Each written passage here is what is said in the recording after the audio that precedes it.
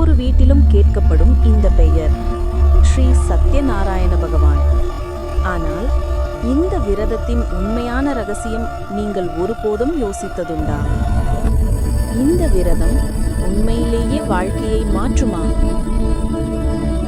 கதை சொல்கிறதே, கலியுகத்தில் மக்கள் துன்பங்களால் சூழப்பட்ட போது, சத்தியத்திலிருந்து விலகத் தொடங்கிய போது, அப்போதே விஷ்ணு தாமே சத்யநாராயண ரூபத்தில் அவதரித்தார். சத்யநாராயண விரதம் ஒரு வழிபாடு மட்டுமல்ல, இது சத்தியம், வாக்கு, பக்தி இந்த மூன்றின் புனித எடுத்துக்காட்டு.